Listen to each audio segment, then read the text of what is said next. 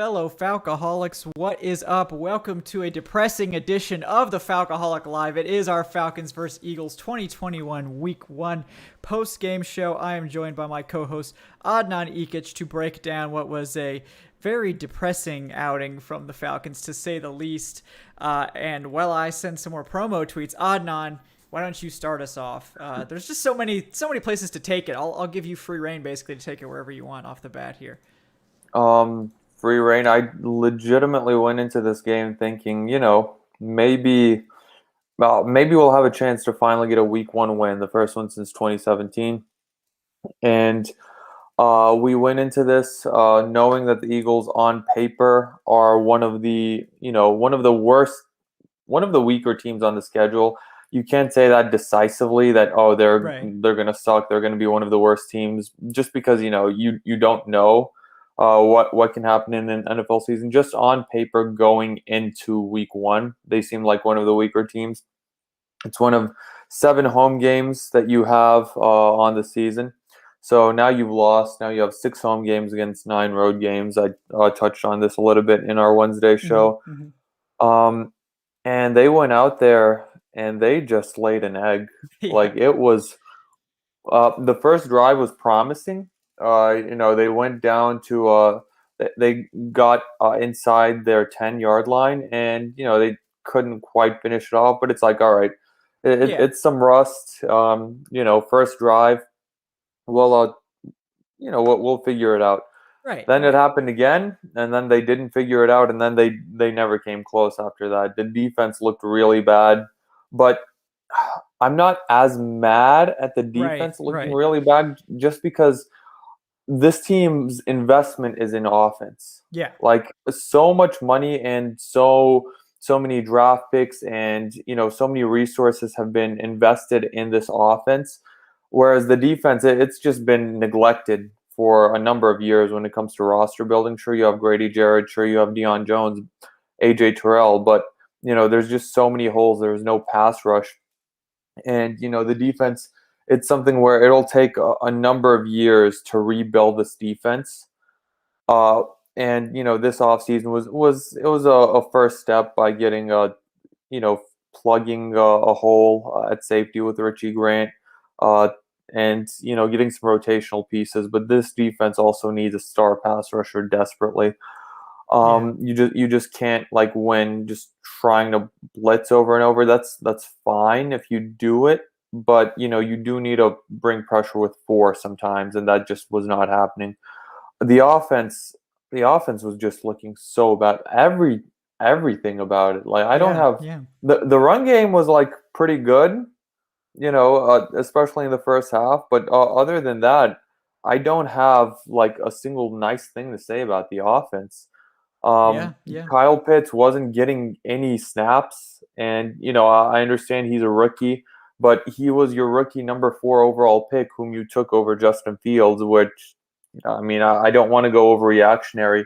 We both wanted Justin Fields, and right now, I'm not ready to say I told you so about that yet. Yeah. We need time to see how they look after more than one game. But, I know where you're going with it. And it's like, if the offensive line was going to be this bad, was it worth going for someone like Kyle Pitts to try to prolong Matt Ryan's career, or just trying to chalk it up, and start over?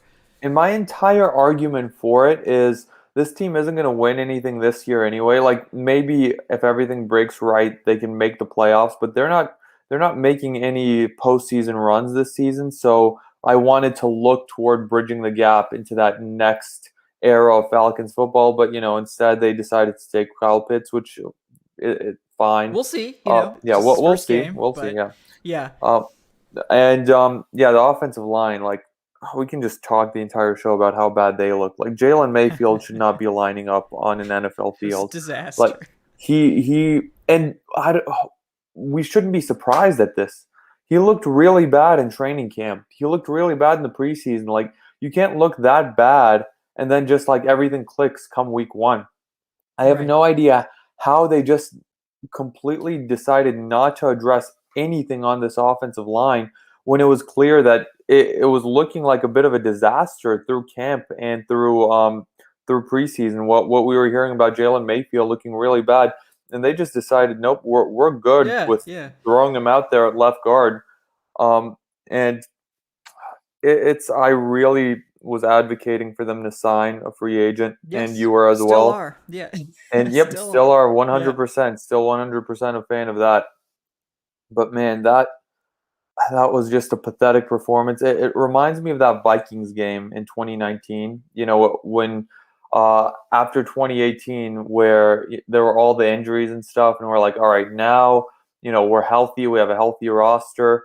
We have the horses. Now we're ready to maybe kind of like get back into the playoffs. And then by the end Right. of the first quarter, it was 21-0 in that game. Right, right. And this game was just like screaming shades of that. Yep. And it's even had we lost by like a score, Yeah. it was like I wouldn't have been happy because you still dropped a home game, and I don't want to hear about it's their first game with Arthur Smith.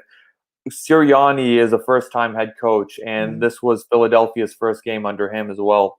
Yeah. But to go out there and to get blown out like this, to just get embarrassed Yeah. from start to finish on offense, on defense. You got out physical, you got out coached. I don't know what those third and long runs were. Like, sure, the first one worked, uh, Yeah, but coincidentally, that's not a reason to do it. Like, but then they kept doing it. Like yes. first and 10 runs were like that pissed us off enough. But to do it on third and long, that's just psychotic. Yeah. Like They have no confidence in the offensive line, and it showed. But the oh my, problem is, and like, why do you let it get to this point? Like, if you knew the offensive line was this bad that you designed your entire game plan around dump offs and running the ball, why didn't you do something about the offensive line before now? Like, that's and not going to work against many defenses. Like, it's just not going to work, and I'm especially if you not get gonna. behind. Yeah. Yeah, and I'm not putting targets on this regime right now because a lot of these roster warts come from the last regime. You need a number of drafts to. Yeah, I will need at least 2 or 3 drafts, counting this one that we just had, to fix what the mess that Thomas Dimitroff and Dan Quinn left. Like, this team can't even rebuild. You can't even have a tear down because of how much money is invested at the top end of this roster Yeah. on a few players. So, Dante it, Fowler. yeah, Dante Fowler's gone after this year. What a disaster that signing It's is. looking Oh like man. it's going to be a really, really rough season. Yep. And of course, we'll win into this with hope. We always go into the season with hope, just You because. can't go into the season like depressed. Like that's terrible. Like at least wait until they fuck up this badly in the first game to be depressed. Like you could at least enjoy the hope for like the preseason, right? Yeah, and it's like, all right, we have a new regime, and deep down, we knew that this team isn't ready to Right. like I mean, win. I think the most generous predictions from our staff were like 10-7, which is barely over 500 in today's NFL. Yeah, And I think most of us were predicting 500. So this game doesn't change my assessment. I mean, I think this is pretty much in line with a 500 team here. But yeah, I mean, I agree with you. Keep going if you want. yeah. It's. I think that right now I'll probably, after this first game, I'll probably revise my like prediction, like legit, because this is a game you had to have. I mean, you If needed you're to win this game. Yeah. yeah, you play Tampa Bay next week. If we beat Tampa Bay, then fine. Like Then Super Bowl, baby, we're ready. We're coming. Yeah. I'm not saying all that, but yeah, like fine, we'll like have hope and stuff. But yeah, I think it's looking like 5 wins this season. Like I'm just Hey, it's Eric so. said he did a PFN mock at halftime, so It's Eric's ready. Yeah, oh, draft season's already draft upon season us, already. huh? Halftime, the new record. Yeah, no, I mean there's definitely a lot to get to with this one. A lot of criticisms. Do want to read off some donations before we get any further. So far, we have 2 from Dirty Birds 34, aka Nick Puccio. Who I believe is a patron, so thank you, Nick, very much. So he says, embarrassing. Didn't Pease showed nothing. Smith showed nothing. Defense was promising at times, but I'm embarrassed. Hit the drawing board, sign some offensive linemen, stop the BS. And then he was clarifying in his second one that he is Nick Puccio and that everyone he lives in Philly and everybody in Philly is saying they're Super Bowl champs now. So there's the flip side of this week 1. No, I wouldn't go that week far. 1 is never predictive. It's never predictive. ever. The Houston Texans blew out the Jaguars this week, and the Houston Texans are probably going to be like one of the top 5 worst teams in the NFL. So, with that being said, obviously it was a really bad game, and I don't disagree with anything you said, Nick. Then we got a $10 from George Costanza, show benefactor. George says, here's 2 tank shots. I don't have any liquor, but I will, do a thorough drinking of my cider. He says, let's get this crap started. Good news, only 16 more games to go. How great did Richie Grant look today when we could have had Liam Eichenberg or Jackson Carman or Aaron Banks? It's 16. It's 16 more. Normally it's just 16 total. Yeah, total. No, it's 16 more. And now we have to sit through a whole extra game, huh? Mm-hmm.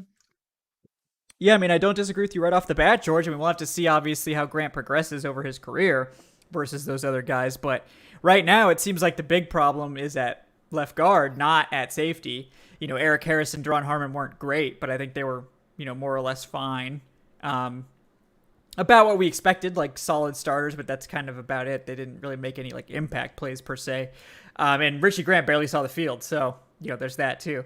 Then we got. It's like they just don't want to play any of these rookies except for Jalen Mayfield. Three of them were inactive, so it's not great. Not great. We got Ray Moon with $1. He says, "Hate Matt Ryan haters, but it's Matt Ryan can't overcome a bad offensive line. Might be time to blow this shit show up." And then with DeMonte24 with the $2.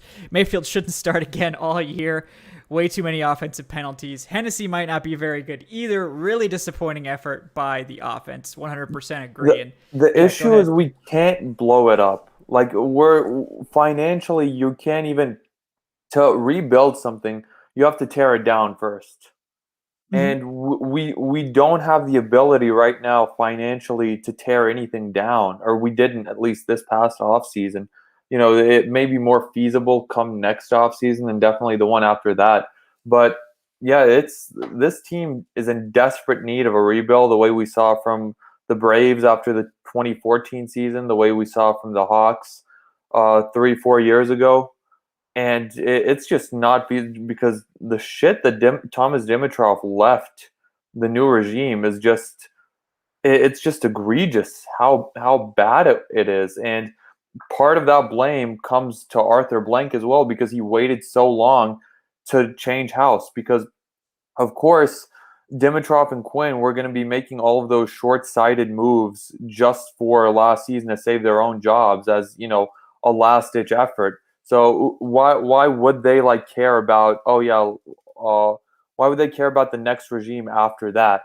So definitely, Arthur Blank does not get off scot-free here, right? Just because he's not in charge of the football operations. Because Quinn should have been gone and Dimitroff should have been gone before last season, and as a result, it will never sit right with me that the last gasp in the Matt Ryan, Julio Jones era in Atlanta was completely wasted because Blank just couldn't pull the trigger on the tough decisions that come with running a football team. Not that he doesn't do a good job with everything else, but that was just a terrible, terrible miscue by him.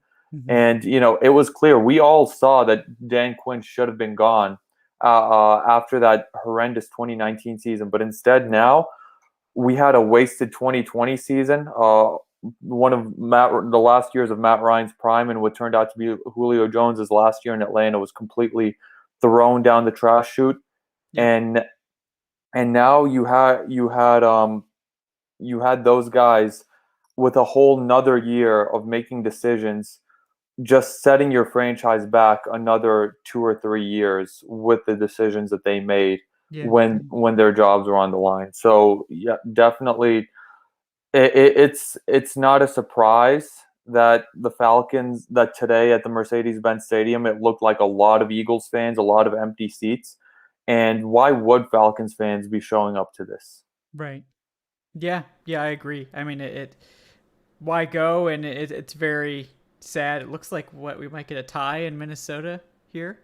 The Bengals are in field goal range. Oh, okay. I was like, we're on tie watch. But yeah, it's just been a really sad performance overall by basically the entire team. And I just don't really know what else to say. I mean, I think we all need to kind of take a step back and realize that week one is traditionally not a good predictor of future success. This is obviously very boring and not going to help anyone feel better, but allow me to inject some reason before we go back into the negativity. Because, I mean, it's fun to an extent to really dish on the problems, but let's do a reasonable, step back first, and then we'll get to that. So it's, week one is not predictive. And for teams with a new offensive coordinator, with a new system, week one traditionally very bad for the offense. And when you don't play your starters in the preseason, which is a very, I think, polarizing, we'll say, sort of strategy, you have to say that Arthur Smith appears to have taken, a big L on that strategy because the offense was completely out of sync and bad. And they didn't get any tape of this first-team offensive line together against a real NFL competition. And perhaps if they had gotten that tape, they would have seen that it is an absolute disaster that Matt Ryan you can't run a functional offense behind it. The reason the Falcons' offense was so conservative and so run-heavy, they had no choice. If they were trying to go downfield, you saw what would happen on those 4th and longs when they had to hold the ball and go downfield. Matt Ryan got killed because this offensive line, particularly left guard, is so bad that even Hassan Ridgeway and Milton Williams, not even the marquee guys of the Philadelphia defensive line, were getting sacks and getting pressure. When your offensive line is that bad, you can't run a real NFL offense, and that's where we're at. And then the blame goes to, how could you not know that the offensive line was that bad? I mean, let's not pretend Josh Andrews would have been some big upgrade over Jalen Mayfield. I mean, maybe it would have been better, but Josh Andrews was one of the worst graded offensive linemen in pass protection last year and basically every year of his career. So, I mean, to me, I blame everyone not for, poor play calling or whatever, which I agree the play calling wasn't exactly inspired after the first 2 drives. I think the first 2 drives showed what this offense could look like if the protection could hold up. The scripted drives, the Falcons were moving the ball, it looked good. After that, it was Philadelphia figured it out. We're out of scripted plays, and the offensive line can't hold up for more than a second or two. So Ryan just like last season. Yeah. Now at least Arthur Smith was adjusting and trying to dump the ball off and attempting to get Matt Ryan, from getting killed. He didn't get sacked that many times. It was mainly on 4th down where the sacks came. Dirk Cutter would kind of stubbornly still call these deep passes. Matt Ryan would get killed back there. I think this was a little bit better at keeping Matt Ryan from getting killed, but it wasn't effective at generating any sort of plays or yardage after those first 2 drives. So there's a lot to talk about. We got a couple more tips I'll get to, but I think mainly the reason this game got so bad is because of the mistakes, the penalties on the offense, those 2 really dumb offensive pass interference calls, which were completely unnecessary, and one of them was probably borderline. The Falcons didn't get a call on that Calvin Ridley hold, which was an obvious hold that would have prolonged that drive. And the game script played exactly into Philadelphia's hands. Philadelphia, the difference between Atlanta's defense and Philadelphia's defense is this. The Eagles can get pressure with 4 easily, and the Falcons can't. And Dean Pease is going to blitz to create that pressure, and that'll work against some quarterbacks and some offensive lines, but against a mobile almost run-first quarterback. Jalen Hurts obviously was a great passer in this game, so I'm not saying he's only capable of running, but he's a quarterback that's comfortable escaping the pocket and running. The blitz doesn't work well against that type of player. It creates problems. You have to either play zone, in which case the Falcons' zone was not up to snuff at all. They were leaving wide open holes for Hurts to exploit. Or you play man and you let Hurts run all over you, and they just couldn't seem to do either one of those things right. And then they tried to blitz Hurts, and Hurts would just get away. And it's like if you make those tackles, the Falcons had several opportunities to make a tackle and get a sack, and they did not. So that's mistakes as well. I think if the offense doesn't blow all those drives with dumb penalties, this is probably a closer game and a more favorable game script for Atlanta. When Atlanta was tied or close to Philly, they were able to sort of execute the game plan that they wanted to do, which was short passing, methodical, long drives, running the ball with Cordarrelle Patterson looking great and Mike Davis looking okay. I mean, I think they still, the run game's a work in progress, but that aspect of the game was much better than we had probably come to expect.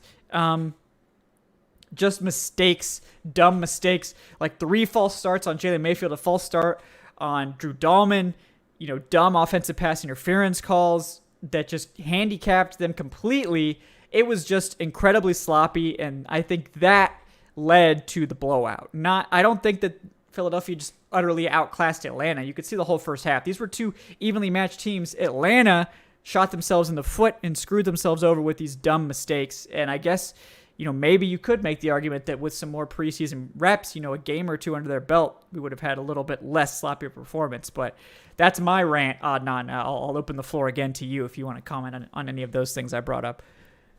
I will say, yes, the coaching staff deserves criticism for not playing the starters in the preseason. I don't know why they think that this team is too good to play in the preseason, like these Right. starters aren't. And of course, there's logic behind it that regarding the injuries. You don't want anyone to get hurt. Yeah. But there's a reason why a vast majority of coaches still play their starters in the preseason despite that risk being there. Especially new first-time head coaches who have rosters where they're implementing a new playbook. Maybe the offensive line doesn't have as many reps together. There's two players who are two new young offensive linemen playing together, and Matt Hennessy playing center, Jalen Mayfield now playing left guard. However, I will say that the reason why the team got blown out like this isn't because they didn't play in the preseason. I mean, that played a role in it. That played a part, but there's just a massive talent deficiency. Yeah. On defense, on the offensive line, in the trenches. Like, when's the last time the Atlanta Falcons have been feared in the trenches? Like, there are teams where you look at them and you're afraid of their offensive line. You're afraid of their defensive line. The Pittsburgh Steelers, they have a rich history, and even in modern days, of having that feared defensive line. The Cleveland Browns have a feared offensive line. When's the last time the Falcons were feared with either of those units? Even in 2016, even in that year where they were just out there blitzing teams on the scoreboard and going to the Super Bowl, that wasn't because of any play in the trenches. That's because it was brilliant play designs and great job by the playmakers. However, you could never really go out there and trust your offensive line to convert when it's fourth and short, when it's third and short. And to this day, it's been like that for the past number of years. It's been like that. I don't know, man. I think the last time we really had one of those strong offensive line units, probably 2011, 2012, definitely in 2011. Yeah. That 2012 season where they won 13 games and then decided to cut Todd McClure. That was, that was the beginning of the end when it came to that. But from that era between 2008 and 2012, that's when the offensive line was really good. And the last time the defensive line was really good, that was pre-Matt Ryan. Like, I think that's back when you had Patrick Kearney and, that really good defense in the early 2000s, late 90s. Yeah, I agree. Definitely. I mean, I agree with what you said there. Predictably, the very, very bad edge group was a big problem. I mean, they can't get pressure with four. It was embarrassing watching Dante Fowler against Jordan Mailata and some of those Eagles offensive linemen. He got pancaked, I think, 2 or 3 times, got his rush stunted. And when he did get to Hurts, he didn't make the tackle. I mean, he got there a few times, just didn't make the tackle. So, I mean, I couldn't think of a worse showing for him trying to sort of prove himself as this guy who's worth, $15 million or whatever the fuck Thomas Dimitroff gave him. Good luck proving that. But, maybe that's not fair to him, but, good luck with that one. Let's get to some more donations here. We appreciate you guys throwing money at us as we discuss and dissect this terrible game.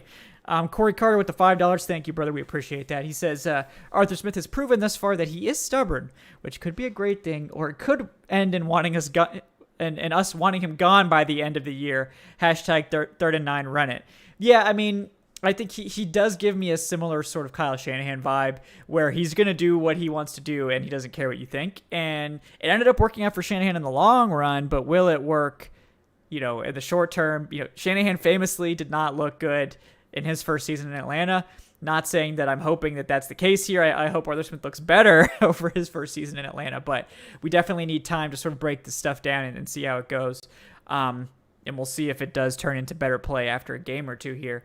We also have another $2 from George Costanza. He wants to know, Adnan, what are you drinking today? Iced tea. Iced tea. Very nice. Very nice. Iced Yeah, tea. he knows you can't have alcohol, so he feels bad for you having to suffer this season without being able to drink away the coming losses. Winky It's face. okay, George. I'm used to it. Yeah. Adnan is just used to the punishment. He works for Dave Choate at the Falcoholic all day, so he's a glutton for punishment. We all are. So it prepares us for the season, I think. He I also can't says, wait for one day someone from OSHA to just come across this and to just send Dave. It's gonna be like, oh man, Dave, he must be this terrible employer or something. Yeah. They're just gonna launch an investigation. Yep. No, it's not fair. Dave's a great guy. He's also wanting to know how bad Tampa Bay will kill us next week, and I think it will be pretty bad. It's going to be ugly. Pretty bad. It will be ugly. Now, I think Atlanta's offense will look a little more functional in that game, but I still think they're going to lose pretty badly. Start your Bucks with confidence next week. I mean, I think we were going to predict a Falcons loss next week, regardless of what happened in this 100%. game. But the Bucks run defense is also number one, I think. Yeah, the Bucks run defense is also going to stop the run, and Matt Ryan won't have a choice but to sling that rock, and he may very much be exposed as a result. Yeah, we shall see. Also got another $5 from Corey Carter. Corey, again, thank you, man. We appreciate that. He says, wonder if the first drive was heavily scripted. After that, we went away from the hurry up. Thought the offense would come out slow, but the first drive was surprisingly encouraging. The others were surprisingly not. Yeah, it was pretty clear that they had practiced that first drive and that maybe even that second drive. It looked very crisp. It looked like they were ready to go. And then as soon as they went away from that scripted offense, they were a disaster. Mistakes everywhere. They were not adaptable. Guys were not lining up correctly. They were not running the right routes. They were making dumb penalties. I mean, it's clear that they are not ready. They were not ready to go this week. I don't think that's a warning sign season long or anything like that, but it's clear that they were not prepared for week one. And I think if you want to criticize Arthur Smith's decision not to play starters, I think that's fair. We did get to week one without injuries to any key players. So, we'll have to see season long if it pans out. If the Falcons start really slow, go like 0-4 to start the season, it doesn't matter if the starters are healthy because they're basically out of it before it mattered. If they are 2-2, and they're healthy, then, maybe we could say maybe it was worth being a little sloppy early to have healthy starters, but we're in the process of determining that. Also have $1 from Ray Moon. Thank you, man. We appreciate that. He says, how bad were the refs, though? How much blame does the day deserve? I mean, it's hard to say. The Falcons got absolutely toasted in the second half, so, would all of these things have mattered or not? I don't know. That Dallas Goedert touchdown at the end of the first half wasn't a touchdown. It wasn't. It wasn't even close. Yeah. Yeah, that was clearly the refs. I don't even know what they were doing. That was a complete miscue. The dude who was doing color commentary, I forgot who it was, but he was saying, right? I hope, I hope they don't overturn it because they're just battling. Who gives a fuck? What does that have to do with it? Yeah, it was clearly out. Yeah, it was definitely. Yeah, that was out. I don't think that we lost because of the refs. No. I'm not going to sit here and blame the refs because we lost by 25, however many points. I don't even know how many points it was at the end of the day. I blame the players and I blame the coaches. God, it was a nasty week one game, and the only good part about it was there were no major injuries, but that's literally it. Everything else, this was as bad as you could have expected. Oh yeah. And this was one of those worst case scenarios. The only way it could have been worse would have been had there been some injuries. Yeah, and I think the bad officiating certainly played a part in it becoming this lopsided, but I'm not sure that it would have played a part in changing the outcome. I mean, you could say you go back to the touchdown, and if that's not a touchdown, they're only, the Eagles only go up 10-6, and then the Falcons aren't in as unfavorable of a game script. But how much does that really matter? You go back and say, oh, if Calvin Ridley, gets the holding call there, maybe that drive turns into points. The Falcons are closer, and these things maybe could have affected the game in some way, but I don't think. When you get blown out 31-6, you kind of say like, okay, they just got blown out. Obviously they contributed, but it was, I think, the team's own mistakes that really screwed them, not necessarily the refs. I mean, the refs didn't help, and you're just going to have to deal with that sometimes. But really, it was the Falcons' own problems that doomed them. It wasn't the Eagles. I mean, the Eagles played a good game. Don't get me wrong. I think the defense did as much as we could expect from this defense. Nobody's expecting this defense to be good, but I think if the offense has a productive day and the defense isn't on the field for like 45 minutes out of the game, the defense probably allows like 22 points or whatever they were like going into the fourth quarter instead of 31, because the offense is actually taking up clock and doing something productive and not giving the Philly offense the ball at like the 30-yard line like 3 or 4 times. So I guess I'm not as upset with the defense. I don't think they were good, but I mean, I think they were as good as you could expect. And in theory, that should have been good enough, I think, for them to be competitive in this game. They got a few clutch stops. They made a few plays, and I think that's basically what we're going to be hoping for from them on a weekly basis. The offense made no plays. They got to the red zone twice, kicked 2 field goals. That decision to not go for the touchdown on 4th and 3 from the 3 was extremely cowardly, and I think that was a terrible call. And the other one I think was maybe more up in the air, but again, like, you can't play that cowardly when you get to the red zone. And maybe they were like, oh, well, we just marched right down here, we'll be right back. That's never the case. You take the touchdown when you can, or you make them play from the 3-yard line. You don't go for 6 points in a whole game, and it just, yeah, I don't like how cowardly they were, but I think again it shows that even the coaching staff knows they're not up to snuff. Like they didn't have a scripted red zone play ready to go there. They just kicked the field goal each time they got in the red zone because lo and behold, the offense isn't ready for week 1. I mean, they seemed out of sync all game. I'm sure you saw the same thing, Adnan. Oh yeah, and Arthur Smith came out and said, "Oh, we didn't have them ready, prepared for week 1." Like, oh, has he said that now? yeah, like, okay, sure, you're taking accountability, but why? Why weren't you ready, prepared for week 1? You've had time to game plan. It's a bad look. It's a bad look for Arthur Smith as a new head. And I'm not saying that, I'll fire Arthur Smith or anything like that. But man, this is the worst possible start you can make. This is the worst possible first impression you can make. And we'll see where it goes, but I definitely don't. I'm not optimistic about the rest of the season at all. I mean, I guess it's not really changing anything for me, just because I don't really put any stock in week 1. I make a point of it, and we'll see next week. Obviously, the Falcons are probably going to get pants next week, and that's not going to be surprising either. So maybe we won't really know much until we get to week 3. But if they're going to fold and fall over completely anytime they see a pass rush that's not bad, they're going to have a lot of problems this year because they face a very daunting pass rush schedule going forward. And like, not everyone's going to have, the secondary pieces. But the Eagles didn't even have a good secondary, and they don't have good linebackers either. So, I think Darius Slay and the Eagles cornerbacks came to play. The Falcons couldn't take advantage of a weak safety group because they couldn't throw the ball down the field. So what does it matter if the team has a bad secondary if you can't protect Matt Ryan at all? So one way or another, they're going to have to get the offensive line fixed. And I think to me, that's the biggest problem on this whole team right now is left guard is a complete turnstile. And like Matt Hennessy gave up a sack at the end, but I think for the most part he was fine. But when you're playing against a guy that's getting bull rushed on every single snap, it's hard to look good at center. And I think they have to do something about left guard immediately. But what do you think, Adnan? We can't run Jalen Mayfield out there again. Like it would be irresponsible to do so for Matt Ryan's health at this point. He looked like a disaster, especially like he gets Vita Vea next game too. Yeah. Good luck.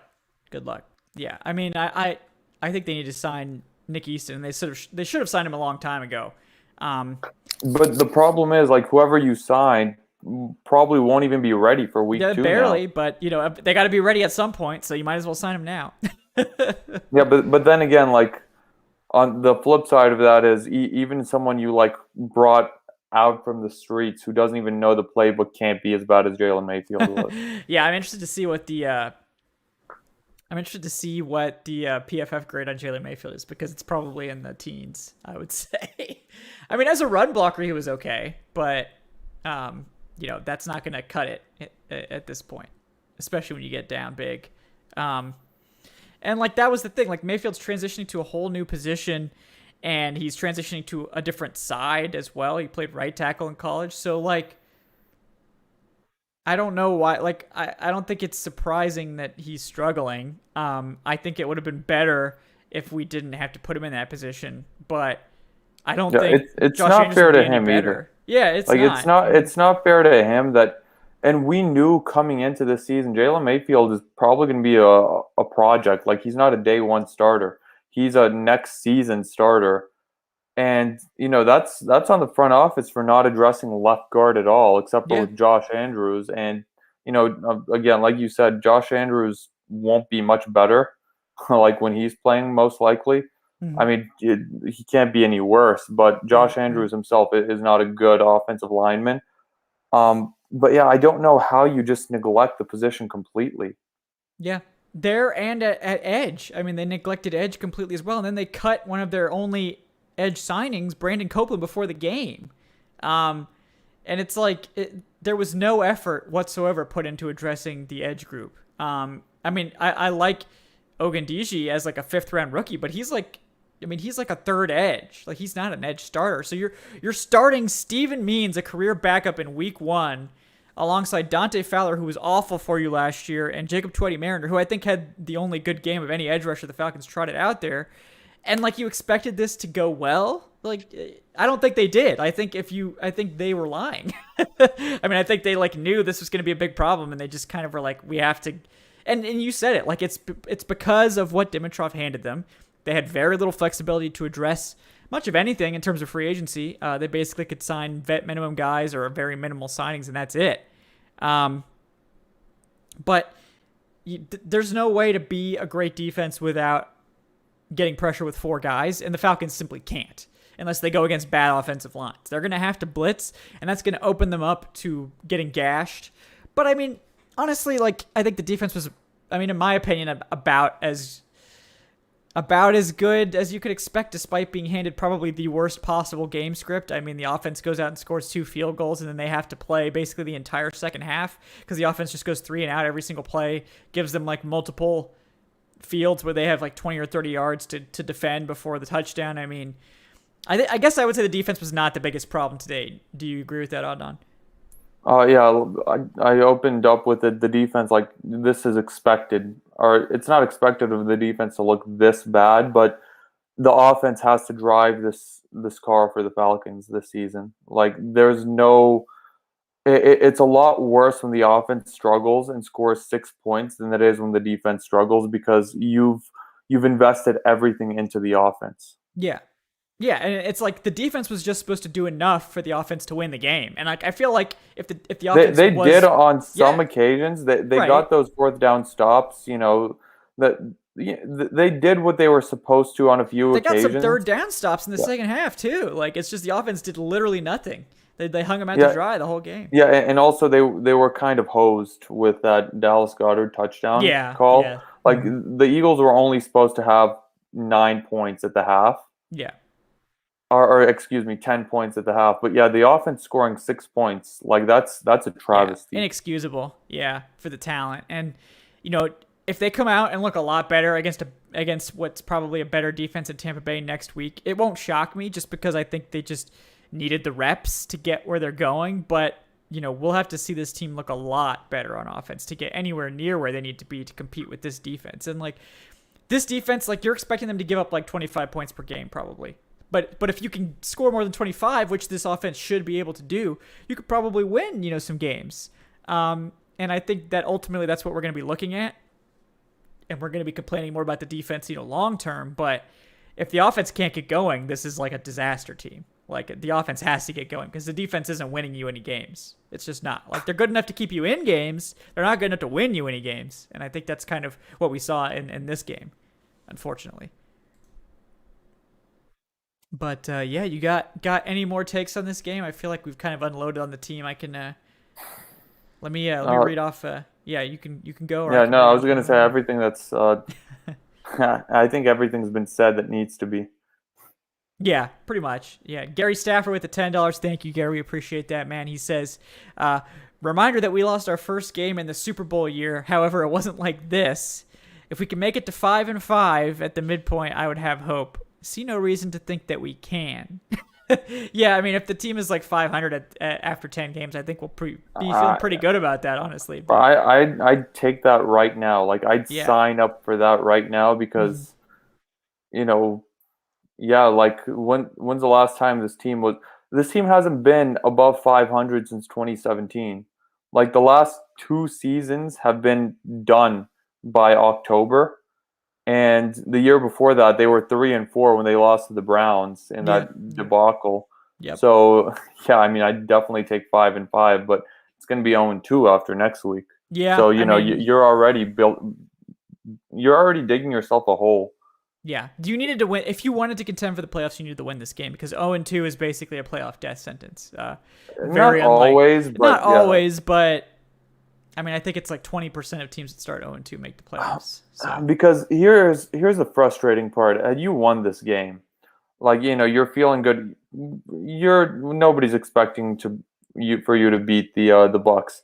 Then after that, you get the Giants, Washington football team, and Jets. Two of those games being at home, right, and and the I and mean, the yeah, Washington may not even have Ryan Fitzpatrick. So yeah, Washington may be starting Tyler Heineke in that game.